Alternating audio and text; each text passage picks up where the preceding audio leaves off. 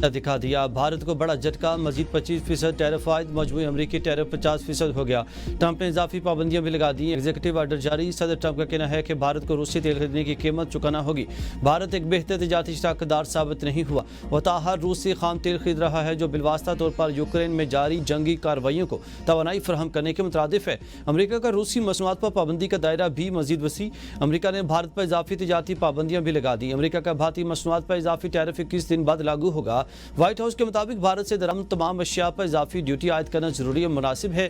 भारत दुनिया में सबसे ज्यादा टैरिफ वसूल करता है। भारतीय अशिया की दरामद पर इजाफी एड वैल्यू ड्यूटी आयद होगी और भारत बराह रास्त या बिलवास्ता रूसी फेडरेशन से तेल दरामद करता है।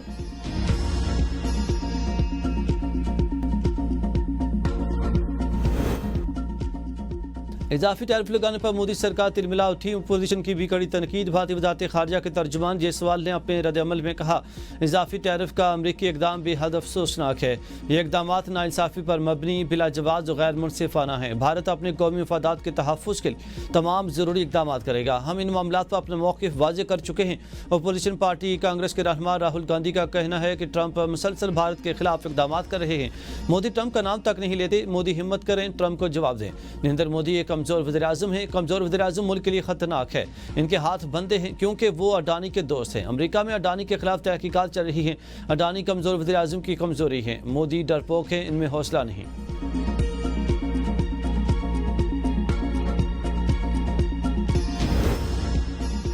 इलेक्शन कमीशन के दफ्तर में बैठकर किसी को नाहल नहीं किया जा सकता। चेयरमैन पीटीआई बैरिस्टर गौहर कहते हैं कि ऐवान से निकालेंगे तो जमहूरियत का खतरा होगा। ऐवान के दरवाजे पर हमें गिरफ्तार किया गया। ऐवान का रौब, दबदबा और वकार अराकीन से होता है। मुल्क भर के 170 अजला की हर तहसील और हर यूनियन काउंसिल में भरपूर एहतजाज हुआ। अवाम ने साबित किया कि वो बानी के नजरिए के साथ हैं। अपोजिशन लीडर उमर अयूब ने मीडिया से गुफ्तगू में कहा कि इलेक्शन कमीशन ने तरीक़ाकार पर अमल किए बगैर मुझे डी नोटिफाई किया। हमारे मेंबरान को जाली सजाएं दी गई। जिस गवाहान के बुनियाद पर सजाएं हुई वो गवाहान जज ने मुस्तरद कर दिए। एक जज बरी करता है, दूसरा सजा देता है। 5 मई को मैं हजारा में था। इलेक्शन कमीशन ने नाअहली में बड़ी तेजी दिखाई। चीफ इलेक्शन कमिश्नर का किरदार एक कठपुतली जैसा है। हम चाहते हैं मुल्क में अदल का इंतजाम हो। मुझ पर 700 दफात लगे हैं। बिस्किट चोरी और मोटरसाइकिल चोरी के मुकदमात भी मुझ पर दर्ज किए गए। पीटीआई रहनुमा ज़रताज गुल ने कहा कि सच बोलने की सजा दी जा रही है। 17 सीटों वाली जमात को हमारे सरों पर मुसल्लत किया। जिन्होंने प्रेस कॉन्फ्रेंस की इनको क्लीन चिट, जिन्होंने बानी चेयरमैन का साथ दिया इनको पकड़ रहे हैं।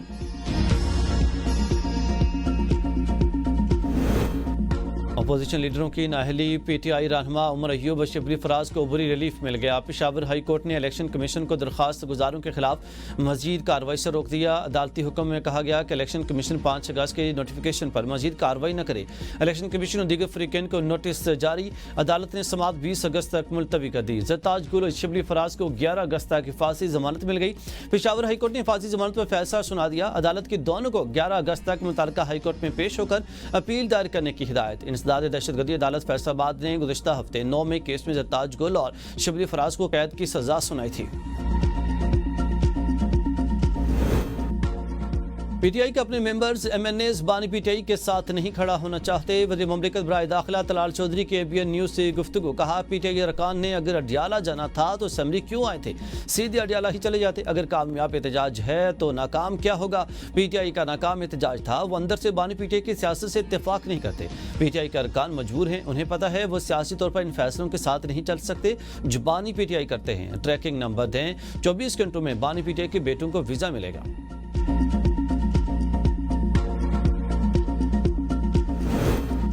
पीटीआई सुप्रीम कोर्ट के सामने ऐलान के बावजूद एहतजाज न कर सकी। पुलिस के रोकने पर मज़ाहमत किए बगैर वापस लौट गए। पीटीआई के रहनुमा पार्लियामेंट से सुप्रीम कोर्ट की जानिब रवाना हुए तो पार्लियामेंट के गेट को ताले लगा दिए गए। एक दरवाज़ा खोला गया। पुलिस और पीटीआई क़यादत के दरमियान आमना सामना।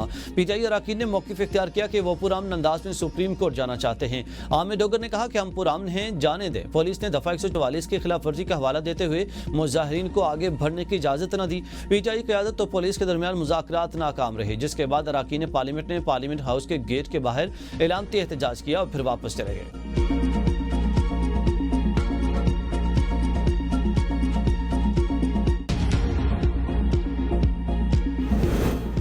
जिन्हें नाअहल किया गया है वो अपील दायर करें। वज़ीर कानून का मशवरा। कौमी असम्बली में इजलास में इजहार ख्याल करते हुए आज़म नज़ीर तारड़ ने कहा कि जो मुकदमात अदालतों में गए इसके एतराज़ात अदालत में ही उठाए जा सकते हैं। जो बातें यहाँ की गई हैं ये मुतालिका फोरम नहीं।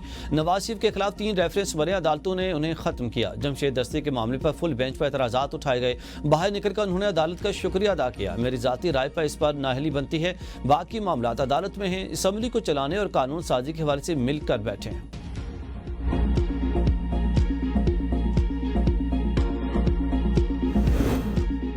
एहतजाज आखिरी नहीं था, ये सिलसिला जारी रहेगा। सुलेमान अकरम राजा की मीडिया से गुफ्तगू। कहा कि एहतजाज में लोग क्यों नहीं पहुंचे, पार्टी में और बानी से इस बार बात करूंगा। एहतजाज में शामिल न होने की अगर कोई माकूल वजह नहीं तो इसका जवाब देना पड़ेगा। कल के एहतजाज बारे मैंने कहा था कि यह सूबाई और मकामी सतह का होगा। मैं समझता हूँ कि कल का दिन बड़ी हद तक कामयाब रहा। अलीमा खान ने कहा कि बानी PTI ने एहतजाज के लिए 14 अगस्त की नई तारीख दे दी है। हमें कल अडियाला जेल आने से रोका गया। अरकान असम्बली कल नहीं आए तो कोई बात नहीं, वो फिर आ जाएंगे।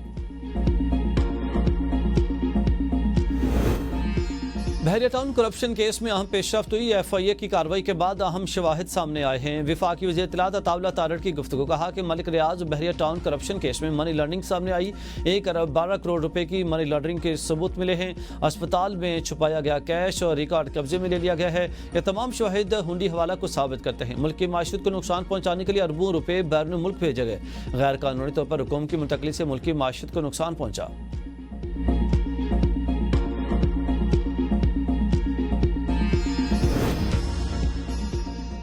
ऑनलाइन शॉपिंग महंगी पड़ेगी, 18% टैक्स लगेगा। FBR ने ऑनलाइन ऑर्डर्स पर नए सेल्स टैक्स कानून का नफाज कर दिया।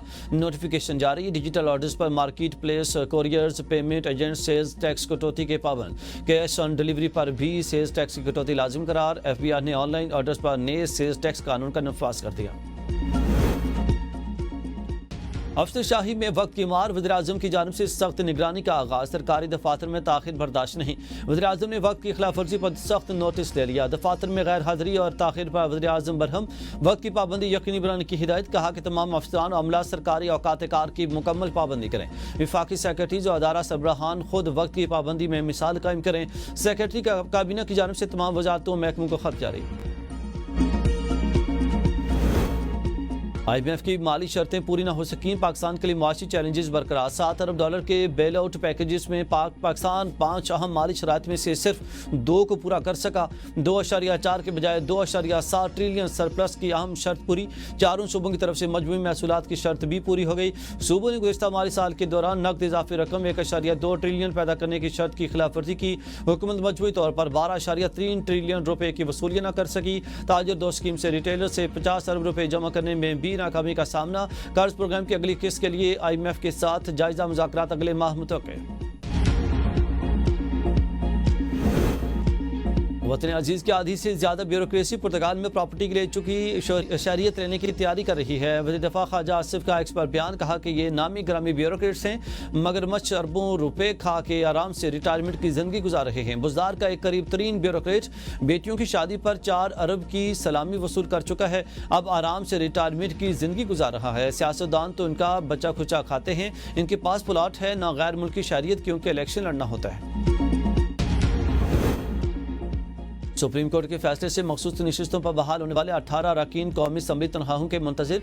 साल भर की तनख्वाहें एक साथ मिलने का इम्कान। पुरानी तनख्वाहें देनी है या नहीं, कौमी असम्बली सेक्रेटरी ताहाल कोई हतमी फैसला न कर सका। फाइनेंस डिपार्टमेंट रहनुमाई का मुंतजिर। ज़राए के मुताबिक स्पीकर की मंजूरी के बाद रवान इजलास के दौरान फैसला मुतवक्किल है। जनवरी 2025 से MNA की तनख्वाह 7,30,000 हो चुकी। मंजूरी की सूरत में हर MNA को 58,71,000 रुपये बकाया जात मिलने का इम्कान है। 18 MNAs को अदायगी के लिए मजमूई तौर पर 10 करोड़ 56 लाख रुपये दरकार होंगे। बहाल होने वालों में 15 ख़वातीन मखसूस नशिस्तों पर मुंतखब हुई थी। 3 बहाल अरकान का ताल्लुक अक़लियती नशिस्तों से है।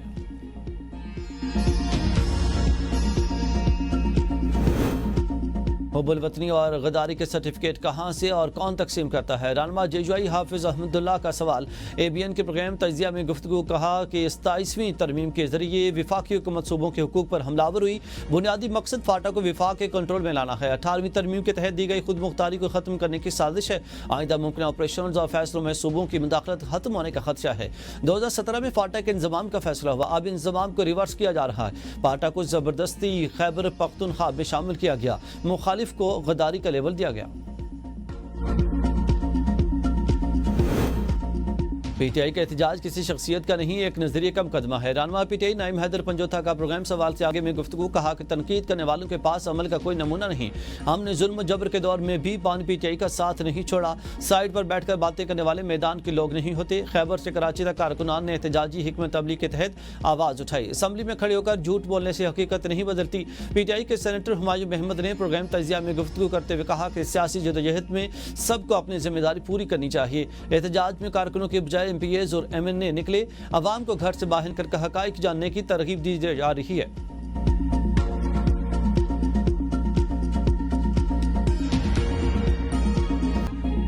इस्लामाबाद में मानसून के छठे स्पेल ने तबाही मचा दी। मूसलाधार बारिश से बरसाती नाले बिफर गए, पानी घरों में दाखिल, गाड़ियां भी तैरने लगी। न्यू छठा बख्तावर और न्यू मेल शर्की में सैलाबी रैली का पानी घरों में दाखिल। सैलाबी पानी में इलाका मकीनों का तमाम सामान और फर्नीचर बह गया। लोग अपने घरों में महसूर। रेस्क्यू एहलकारों ने घरों में फंसे अफराद और बच्चों को निकाला। कुरी रोड PHA रेजिडेंशिया के करीब पुल का जंगला नाले का सैलाबी पानी बहा कर लिया गया। वज़ीर आज़म का नोटिस, मुतल्लिका इदारों को अलर्ट रहने की हिदायत।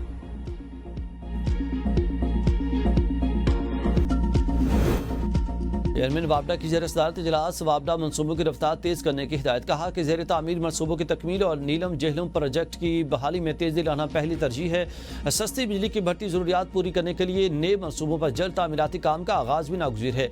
इदारे की बेहतरी के लिए वापडा के सरबराह समेत तमाम ऑफिसर्स और मुलाजमीन अवामी मफाद का तहफ़्फ़ुज़ हर सूरत यकीनी बनाएं। वापडा पानी और पन बिजली के शोबों में 8 बड़े मनसूबे तामीर कर रहा। ज़ेर तामीर मनसूबे 2026 से 2030 तक मरहलावार मुकम्मल होंगे। मनसूबों की तकमील पर 9.7 मिलियन एकड़ फीट पानी जखीरा होगा। 9025 मेगावाट पन बिजली भी पैदा होगी।